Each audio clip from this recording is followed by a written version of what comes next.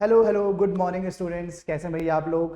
तो भाई आपकी पॉपुलर डिमांड पे आ चुकी है फिर से एक ब्रांड न्यू सीरीज जिसका नाम है 50 कॉन्सेप्ट्स एंड 150 प्लस मार्क्स। ये हम बात करेंगे यहाँ पे केमिस्ट्री की। किसकी बात करेंगे? केमिस्ट्री की। तो देखिए भाई, क्या 50 कॉन्सेप्ट से 150 प्लस मार्क्स आता है? First be realistic about it. नहीं, नहीं आता है। ऐसा बिल्कुल भी नहीं होता है कि आपने 50 कॉन्सेप्ट पढ़े और 150 मार्क्स आ जाए। बट हाँ, इसका हमारा ऑब्जेक्टिव क्या है देखने का? ऑब्जेक्टिव ये है कि हर चैप्टर के हम इंपॉर्टेंट कॉन्सेप्ट देख लिए जहां से रिपीटेडली सवाल आता है। 150 प्लस मार्क्स लिखने का सिर्फ ये मतलब है कि वहां से क्वेश्चन बार बार पूछा गया। अगर आप पीवाईक्यूज देखेंगे उस टॉपिक से क्वेश्चन ज्यादा आते हैं। बट ये मैं आपको बताऊं, 50 कॉन्सेप्ट लिमिटेड नहीं रखेंगे, इसको हम आगे कंटिन्यू करेंगे through formula based series and name reaction series and NCERT line by line. तो वहां पे 150 प्लस मार्क्स अचीव किया जा सकता है। सिर्फ जो आपको कॉन्सेप्ट बताऊंगा सिर्फ वहां से बहुत डिफिकल्ट हो जाता है। ठीक है, ये रियलिस्टिकली पॉसिबल नहीं होता है, बट हम इसको कंटिन्यू रखेंगे तब बिल्कुल हो जाएगा, एब्सोल्युटली हो जाएगा भाई। तो देखो, इसको पढ़ाएगा कौन? पहले तो मैं इसे पढ़ाऊंगा, यानी कि आपके मोहित सर से पढ़ाएंगे, और फिर आपको जो इनऑर्गेनिक और ऑर्गेनिक का पोर्शन बताएंगे यहाँ पे मैम। टैकल हम दोनों ही करेंगे, हम दोनों पूरी की पूरी केमिस्ट्री को। ठीक है, तो अगर फिजिकल केमिस्ट्री की बात करूं, अगर फिजिकल केमिस्ट्री की बात करूं तो 11th के टॉपिक्स कौन कौन से इंपॉर्टेंट है? देखिए, पहला ही देख से एवरेज एटॉमिक मास। आपको लगा होगा सर एवरेज एटॉमिक मास क्या इतना इंपॉर्टेंट टॉपिक है? देखिए भाई, हम मोल कॉन्सेप्ट में बहुत सारी चीजें पढ़ लेते हैं। हम पूरा मोल कॉन्सेप्ट को जान लेते हैं, इक्विवेलेंट कॉन्सेप्ट को जान लेते हैं, और कंसंट्रेशन टर्म्स को जान लेते हैं। लेकिन बेसिक की चीज जहां से एवरेज एटॉमिक मास ये पूछ लेता है एग्जामिनर आपसे, बताइए निकालिए कि एवरेज एटॉमिक मास कितना होगा, तो वो हम नहीं बता पाते हैं। तो ऐसा नहीं चलेगा, ऐसा बिल्कुल नहीं चलेगा।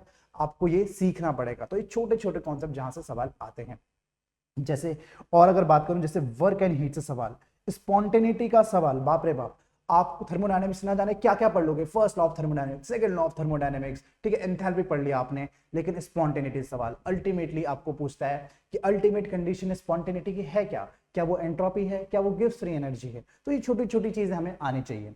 डिग्री ऑफ डिसोसिएशन आना चाहिए, और लीच एटिलेट से तो भाई इससे तो सवाल बनता ही बनता है, इससे तो सवाल बनता ही बनता है। तो लीच एटिलेट प्रिंसिपल भी उतना ही इंपॉर्टेंट हमारे लिए हो जाता है। ठीक है, फिर देखिए क्या, रिडॉक्स 11th फिजिकल को हम खत्म करेंगे रिडॉक्स के साथ कि उसका एन फैक्टर निकालेंगे, और देखेंगे बैलेंसिंग कैसे होती है, जहां पे आपको एक इक्वेशन दी जाएगी और ए बी सी की वैल्यू हमें वहां पे फिल करनी होती है। तो इस टाइप के सवाल आपके रिडॉक्स से बनते हैं।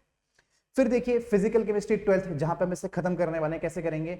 हम स्टार्ट करेंगे कॉलिगेटिव प्रॉपर्टी से, और वेंट ऑफ फैक्टर उसी के साथ पढ़ेंगे, अलग से पढ़ने की जरूरत हमें है नहीं, एक साथ ही पढ़ेंगे। ठीक है, नर्स इक्वेशन पढ़ेंगे इलेक्ट्रोकेमिस्ट्री में, और वेरी इंपॉर्टेंट कोलरॉश लॉ पढ़ेंगे कंडक्टेंस से, जो इलेक्ट्रोकेमिस्ट्री का कंडक्टेंस वहां से कोलरॉश लॉ खत्म करेंगे। हम अरेनियस इक्वेशन पे, किस पे करेंगे खत्म?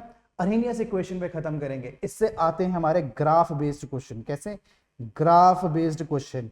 भाई नीट 2024 और रीनीट दोनों में ही अरेनियस इक्वेशन का ग्राफ बेस्ड क्वेश्चन पूछा गया था। तो this is very important, it's actually very important. Last time भी हमने इसको इतना ही इंपॉर्टेंस दिया था, इस टाइम भी इसको फुल इंपॉर्टेंस देंगे हम। किसको? अरेनियस इक्वेशन को। तो दिस बिकम्स एब्सोल्युटली इंपॉर्टेंट। आगे का जो पोर्शन है इनऑर्गेनिक का और ऑर्गेनिक का, एक बार ज्योति मैम आपको ब्रीफ कर देंगे कि वो हम कैसे टैकल करने वाले हैं। तो देखते हैं हम ऑर्गेनिक और इनऑर्गेनिक को कैसे टैकल किया जाए। अब हमें पता है कि ऑर्गेनिक अपने आप में बहुत बड़ी ब्रांच है केमिस्ट्री की। तो इस वास्ट ब्रांच को कैसे पढ़ा जाए, हम क्या करेंगे, इसको ग्रुप बना के पढ़ेंगे। मैंने इसको कुछ पार्ट्स में डिवाइड किया। जैसे जनरल ऑर्गेनिक केमिस्ट्री को हम 3 से 4 कंसेप्ट में ही पूरा खत्म करेंगे। क्यों? क्योंकि हम वो पार्ट पढ़ रहे हैं जो जहां से क्वेश्चन पूछा जाता है। ये सारी एनालिसिस ऐसे ही रैंडमली नहीं करी गई है। हमारी PYQ जो बुक है फंडा बॉक्स की, वहां पे एक परफेक्ट एनालिसिस चार्ट है, जहां से मैंने देखा कि इतने क्वेश्चन इस टॉपिक में से आ रहे हैं। फिर मैंने सोचा कि 50 कंसेप्ट में हम इन टॉपिक्स को पक्का से रखेंगे ही रखेंगे। तो ऑर्गेनिक में हम कौन से टॉपिक्स पे ध्यान देने वाले हैं? सबसे पहला इलेक्ट्रॉनिक इफेक्ट। अगर GOC का बेस बन गया तो उसके बाद ऑर्गेनिक पे स्टेप अप करना बहुत ईजी हो जाएगा। हमारा कमांड सिर्फ और सिर्फ कहां से बनता है? GOC चैप्टर से बनता है। क्लियर है इतनी बात? तो इलेक्ट्रॉनिक इफेक्ट्स हम सबसे पहले पढ़ेंगे। उसके बाद थोड़ा आगे चलेंगे, एरोमेटिसिटी, आइसोमेरिज्म के बारे में जानेंगे, एसिडिटी, बेसिटी। सबसे इंपॉर्टेंट टॉपिक और कौन सा है हमारा यहाँ पर, एसिडिटी और बेसिटी। हमेशा हमेशा क्वेश्चन पूछा जाता है कि कौन सा कंपाउंड एसिडिक इन नेचर है या फिर बेसिक इन नेचर है। आगे बढ़ते हैं, हम एक और चीज पढ़ेंगे जहां पर हम सिर्फ और सिर्फ नेम रिएक्शंस के बारे में बात करेंगे। तो अभी थोड़ा सा सरप्राइज है आपके लिए कि ये नेम रिएक्शन आखिर हम किस तरीके से टैकल करेंगे। वीडियो के एंड में इस सरप्राइज को भी मैं डिस्क्लोज कर दूंगी। आगे बढ़ते हैं, इनऑर्गेनिक पे चलते हैं। तो हमें पता है इनऑर्गेनिक में पर्टिकुलर कुछ ही चैप्टर बचे हुए हैं अब नीट में, तो उसको कैसे टैकल किया जाएगा देखते हैं फटाफट से। सबसे पहला टॉपिक पढ़ेंगे हम आयोनाइजेशन एनर्जी। ये जो आयोनाइजेशन एनर्जी पढ़ा जाएगा ये हर किसी चैप्टर में मदद करेगी आपके इनऑर्गेनिक में, चाहे वो डी एंड एफ ब्लॉक हो, चाहे वो पी ब्लॉक हो, चाहे वो केमिकल बॉन्डिंग चैप्टर हो। क्लियर है? बेसिक टॉपिक सबसे पहले कवर किया जाएगा, उसके बाद उसी से रिलेटेड अगले टॉपिक्स पे बढ़ा जाएगा। आगे बढ़ते हैं, hybridization, one of the most important topic. Sure short कितने मार्क्स का आता है? 4 मार्क्स का। अगर एग्जामिनर का मन करता है कि हाइब्रिडाइजेशन को और पूछा जाए तो कभी कभी 2 क्वेश्चन भी दे देता है आपके, क्लियर 8 मार्क्स आपकी झोली में जाके बैठ जाएंगे। तो सबसे पहला टॉपिक, मैं आज शाम को इसी टॉपिक के साथ मिलती हूँ, हाइब्रिडाइजेशन। हम वहां सीखेंगे ट्रिक्स, कैसे 1 मिनट में एक क्वेश्चन सॉल्व किया जाता है हाइब्रिडाइजेशन का। क्लियर है? आगे बढ़ते हैं, एमओटी, बहुत ही प्यारा सवाल पूछा जाता है एमओटी टॉपिक से। आगे अगला टॉपिक, KMnO4 एंड K2Cr2O7, इनसे related n factor, acidic medium basic medium में किस तरीके से ये बिहेव करते हैं वो आप थोड़ा रिडॉक्स रिएक्शन में भी सीखोगे, बट कंप्लीटली आप कहाँ सीख लोगे? डी एंड एफ ब्लॉक में। इनकी सारी प्रॉपर्टी, किसको ऑक्सीडाइज करेगा, किसको किस तरीके से रिएक्शन बनाना सिखाएंगे, कहां पर? डी एंड एफ ब्लॉक में। क्लियर है? आगे बढ़ते हैं, केमिकल रिएक्शन ऑफ लेंथेनॉइड्स। एक क्वेश्चन गलती से फंस गया तो 4 मार्क्स तो पक्का है यहां से। आगे isomerism, one of the most important topic in coordination compounds. Colour, coordination compounds के कलर वो भी बताया जाएगा। देखो वही टॉपिक ही है अगला हमारे पास।